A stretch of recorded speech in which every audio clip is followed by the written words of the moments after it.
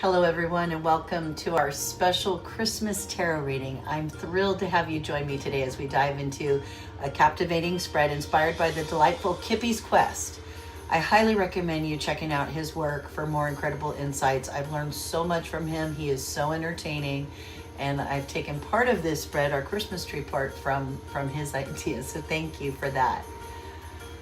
Today we'll be using a Christmas tree spread, the Kippi's Christmas tree, to delve into the season's magic and wisdom. We'll start by examining the roots of our tree, representing the aspects we're carrying with us that influence our growth. From there, we'll move into the lower branches of the tree, exploring the themes of gift giving and gift receiving, the joy and connections that the holidays bring. As we ascend up the Christmas tree, we will encounter Tinsel, symbolizing the illusions and distractions that can sometimes cloud our celebrations. We'll also reflect on the ornaments, which illustrate our outer image and how we choose to present ourselves during this festive season. And then finally, at the top of our tree here, we'll place a shining star. I've placed a shining star. I've got two cards there representing divine wisdom and guidance as we navigate the holidays ahead. Beneath our beautiful tree, we find the gifts from the three wise men: the gold embodying earthly possessions and stability, frankincense, a fragrant reminder of the divine connection, and myrrh, a bittersweet symbol reminding us of our humanity. It was used to embalm back in the day, and a warning to consider our weakness as we enter the new year. To enrich our reading a little bit further, I've laid down some cards from Aleister Crowley's Thoth deck. He kind of reminds me of Ebenezer Scrooge. So these were inspired by Ebenezer Scrooge and Aleister Crowley. We'll draw from the Ghosts of Christmas Past, reflecting on lessons we've learned, the Ghost of Christmas Present, to reveal our current situation, and finally the Ghost of Christmas Future, offering a glimpse into what may lay ahead if we carry on as we are. I'm so excited to share these insights with you. So let's gather around for our Christmas tree here and see what magic the cards have in store for us for this holiday season. All right, let's begin. Okay, at the root of our Christmas tree here, we've got an 8 of Wands, a lot of swift action, a lot of things happening with us recently, that's our roots. Just a lot of things have gone on in our lives to influence us, and wands are passion and fire, and I just think that we've been through a lot this year. Those are the roots that we have up here on our lower branches. First, the gifts that we are receiving. In the position of the gifts that we are receiving, we've got the Magician's manifestation. So what a beautiful gift we're getting this year is the gift of manifestation. Being able to just that new divine light of starting something new, manifesting something new. The gifts we're giving, the thing we're giving back. 9 of Swords. I'm sorry, excuse me. It's 7 swords, not 9 swords. We've got 7 swords here. So strategy. All right. So he's got the 7 swords. He's moving through, but he's being very stealthy and strategic. So you are giving the world somehow, in your magician thing you're inspiring, is going to provide the world. The gift you're giving back is this strategy and reason and logic in what you're doing and what you're manifesting. Let's check out what we have in our tinsel position of our tree, shall we? In our tinsel position of our tree, we've got the Ace of Pentacles, an ace right here with our magician. Okay, tinsel. Okay, so this is the area of our tree that's illusion, that don't be fooled, and it's a new thought or new idea around money. So be careful with, not all of your inspiration is divinely guided. It could be tinsel, that new thought, that new business opportunity. Don't go for the tinsel, go for the real gold. And then here, further up on our Christmas tree, in the position of our ornaments, what we put on toward people in this holiday season. Oh, the High Priestess. Oh my goodness. So this is the face that we are showing to others. And I love the art of the High Priestess on this particular deck of cards. Wow. So we've got our outward facing ornaments. What we are now showing the world is our High Priestess, our divine qualities, our intuitive qualities, are what we're showing the world as our ornaments. Oh my goodness. All right, now at the top of our tree, under our star candle here, I have placed 2 cards as our star, our guiding light, our guiding star for the new year. One is from this tarot deck of the tree, which is the 2 of Pentacles, juggling things, juggling finances, juggling home and job, and keeping a balance. And then it's being clarified also with this Triumph card, 6 of Pentacles. So we're bringing that 6 of Pentacles, Triumph, not Pentacles, 6 of Wands, recognition, success, triumph. I love that. All right, so there's our tree. There's our Christmas tree all laid out. Now, let's check out the gifts under our tree, okay? We've got these gifts under the tree. I've used 3 different decks to represent the 3 different gifts. So we've got 9 gifts total, all right? And then we'll get to Aleister Crowley and Ebenezer Scrooge, okay? His cards about past, present, and future. So our gifts under the tree, which I laid out according to the gifts of the 3 wise men, they were gold, frankincense, and myrrh. So gold represented royalty, to show that Jesus was king of the people when he was born, that he would be king. And that was blasphemous. That got a lot of people in a lot of trouble saying that. Saying he was king was the thing that was the problem. Not saying he was the son of God, but saying he was king. And so we've got 3 different cards in here. First of all, we've got our centennial card. So this first stack is gold. It represents the gift of gold. It represents all your advice regarding all of our health, wealth, finances, earthly possessions, all those things that, set you aside there. So we've got the Hermit, the 9th major arcana, coming to the end of a cycle and needing to shine your light of wisdom moving forward into the new year in order to achieve that goal. That we're talking pentacles now when we're talking about the gift of gold, of it's that. And so be the Hermit, shine your light of wisdom. From our traditional, we've got a 10 of Wands, wrapping up a bunch of work, coming to the end of a cycle there. So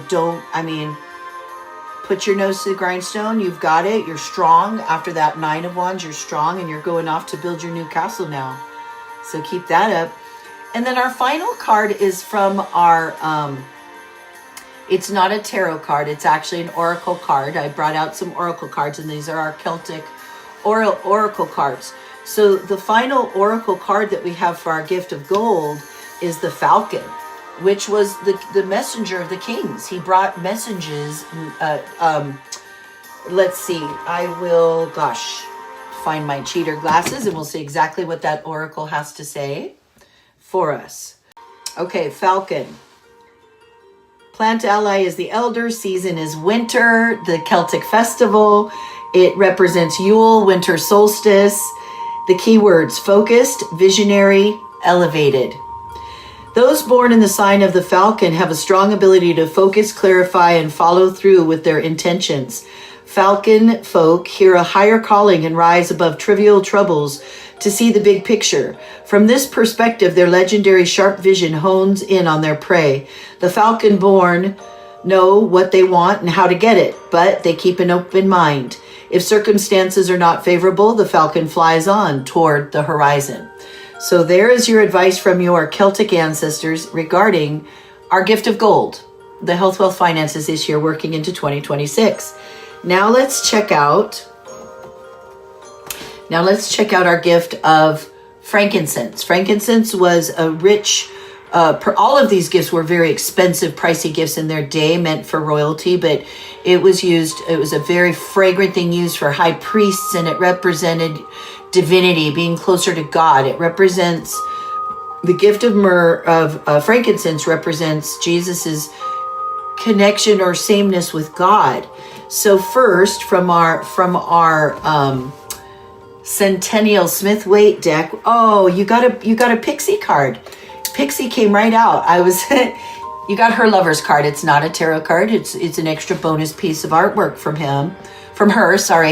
Pamela Coleman Smith, aka Pixie, and it's these beautiful lovers, and it's creativity, and you got the flying fish, and it's happiness and purity and beautiful. Lover's card, pure connection. We've also got from the traditional Rider-Waite this 4 Wands card, which is stable home and hearth and family. Family connection can be marriage, could be birth coming, child coming. That could be a gift of God, from God as well. It could also represent the gift of God the child that was given, right? The oracle card that comes with this is the 12th one, comes right before 13, which we have, and it's the wolf. Oh my gosh, it's so beautiful. Number 12, and she's in this beautiful white gown. So you got the wolf with this beautiful lover's card in the couch. So the wolf, I want to read what our Celtic mythology tells us about the wolf that we got in the position of our frankincense, our divinity gift. Our divine gift is the wolf. The plant ally is the reed, very flexible. Also, season of winter. How weird that we're getting the winter. So we got the season of winter. The Celtic festival is Samhain. Its keywords are courageous, emotive, and territorial. Those born in the sign of the wolf are fearless. Their inner fortitude comes from being sure of their place in the world. No other Celtic animal sign is so strongly connected to its territory. Wolf folk are deeply committed to their pack, whether kinship by blood or community by choice, and they will never abandon a comrade. The wolf-born communicate their emotions freely, both joyful and sorrowful. There are no secrets between wolves. Wolf and reed together exalt the qualities of communion, expressiveness, and intelligence. The shadow they cast may take the form of woundedness, mistrust, or disillusion. What a beautiful, beautiful oracle card to go with our gift of frankincense. And finally, we get to the final gift, the gift of myrrh. Now, myrrh was a bitter herb that was used in embalming dead bodies back in Jesus's day. And it was also expensive. And the reason the gift of myrrh was given is because to remind of Jesus's humanity, that even though he was also of God, he was also of human flesh and blood. And in this plane, this earthly plane, was what the myrrh represented. And so I wonder what our gifts are for myrrh as our reminder of our humanity and of advice about being stuck in this human body right now for the time being. So our Smith Waite deck has contemplation, quiet contemplation. I love this card, this 4 of Swords. It's a knight lying in his coffin after returning from not being killed in battle. And you lay there with gratitude. And so it's all about, I think, getting through this human life is being so grateful for everything we're given at all times. So our traditional Rider-Waite card is a Page of Swords. So pages, when you're in this human body, you're here to learn. You're here as an apprentice, and you're here temporarily in this form to experience things and to learn lessons and experiencing those things. And I think that's what the Page of Swords represents: communication, but also higher learning and youth and that mentality of becoming and learning and growing. And I think that's what we're doing here in this human body. And so our oracle card, our Celtic oracle card, to go with our gift of myrrh, to represent our mortality, our humanity, is the butterfly, number 11. Oh my gosh, this is crazy. You guys, and these were well shuffled up. We got 11, 12, and 13. These cards have been meditated over and shuffled. Wow. So we got number 11, the butterfly. The butterfly. It's beautiful. And I will read what it says. So, earthly body, butterfly. Divine body, wolf. And then the God, the kingly, the king on earth, falcon. Wow. All right, so the butterfly. The butterfly.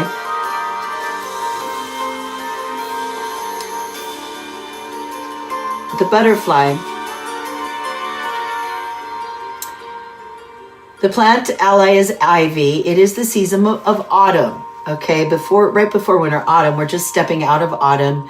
The key words are aware, trusting, and luminous. So we are very aware of everything around, to be aware of what's around us while we're in these bodies, to carry that light, to be luminous, trusting. The butterfly is a much loved symbol of lightness and beauty, but there is a darker aspect as well.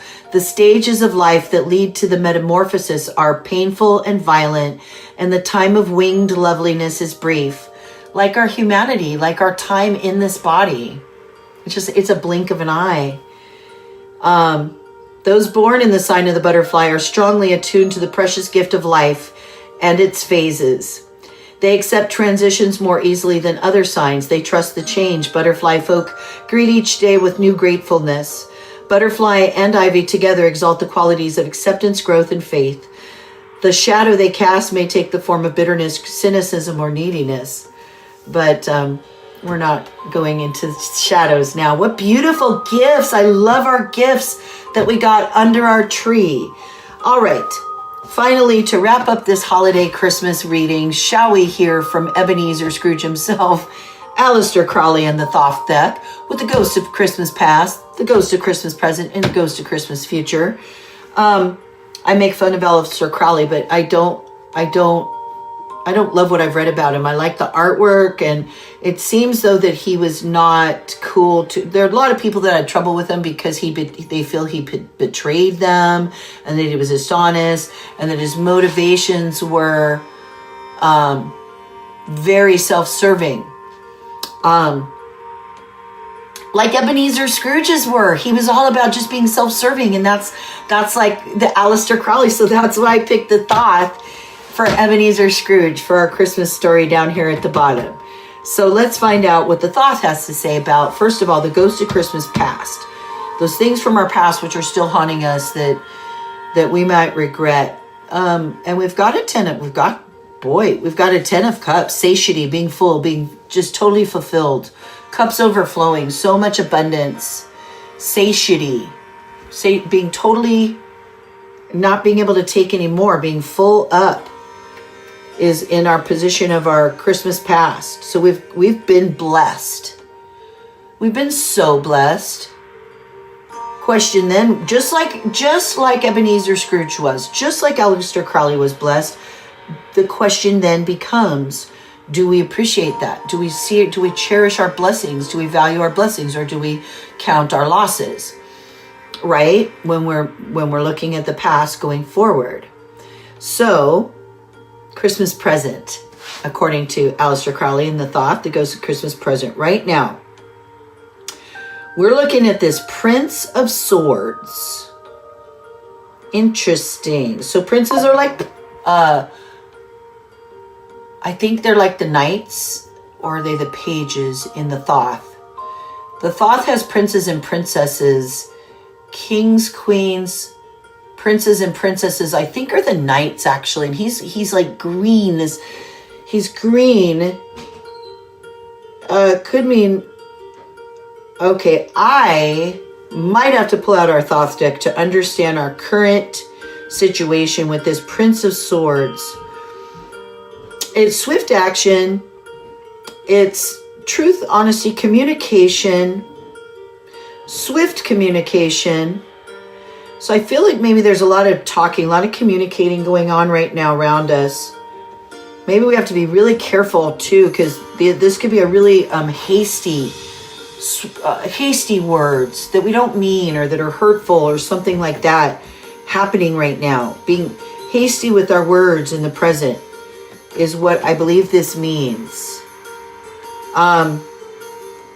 All right, so with the current situation, potential final outcome, ghost of Christmas future, Ebenezer Scrooge, if nothing changes. We've got oppression, 10 wands, a lot of work, a lot of oppression, the 10 of wands.